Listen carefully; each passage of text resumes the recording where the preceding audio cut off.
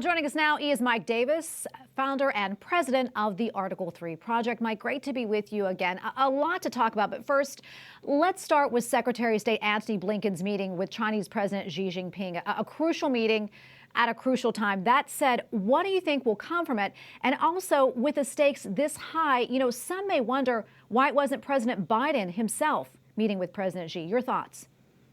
Well, I think President Biden has shown the world that America is weak right now under his leadership. We have Russia exploiting Biden's weakness by trying to take Ukraine, and we have China getting aggressive with Taiwan, and it's just not a good place for America to be. This never happened under President Trump's watch for 4 years.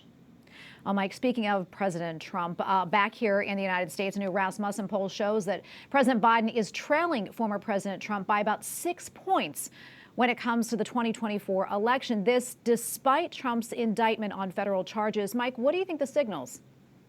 I think it signals that the American people understand that the American people, not D.C. insiders, get to pick the President of the United States. And with Alvin Bragg's indictment of President Trump in New York, the Democrats sealed President Trump's primary victory. And with Jack Smith's indictment of President Trump down in Florida, I think that Merrick Garland and Joe Biden have sealed President Trump's election back into the White House.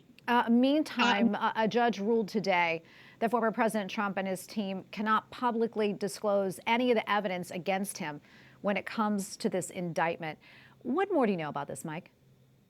Yeah, I mean, this is a pretrial order. My concern is there is a Sixth Amendment right for the defendant to have a public trial. Now, granted, Trump's lawyers did agree to this protective order, but there's also a First Amendment right for the American people, including American press, to have public access to these trials. So I hope they don't think that they're going to try to take out a presidential candidate behind closed doors and the American people don't get to see the process and don't get to see that it's a fair process. I also have concerns that this magistrate judge, Bruce Reinhart, who had recused from President Trump's civil lawsuit against Hillary Clinton before the Trump raid, based upon this magistrate judge 2017 Facebook post trashing President Trump, somehow that judicial bias went away when Reinhart ordered this unprecedented raid back in August, and somehow it's still gone away when he's on this case. I don't understand why this magistrate judge is on this case. Yeah, and where do you see, this all going? Do you think it'll eventually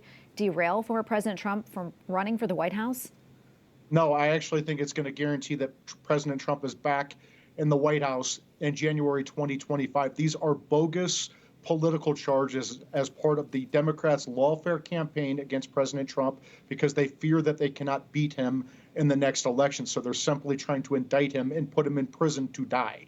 And that's what Garland is doing with these charges. They are ignoring the Presidential Records Act, where the president and former presidents have the absolute right to access their presidential records. And they're ignoring that and charging President Trump under this bogus theory of espionage. Jack Smith, Garland's hand-picked special counsel, is used to getting overturned unanimously by the Supreme Court, like Jack Smith did when he got a bogus conviction of potential Republican candidate in 2016, Virginia Governor Bob McDonnell. He got reversed 8-0. It would have been 9-0, but Justice Scalia passed away before the decision was issued.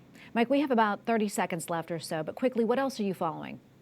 Well, I think what is important here is this criminal indictment of President Trump, this bogus criminal indictment of President Trump, is unprecedented, and it is illegal what they're doing. The president has the right to his presidential records under the Presidential Records Act. There is no evidence whatsoever that President Trump intended to harm the United States by having his presidential records. This is bogus, and the American people should have a say in this next presidential election, not Garland and Jack Smith. Well, Mike, great to be with you. Always appreciate your insights. Thank you so much.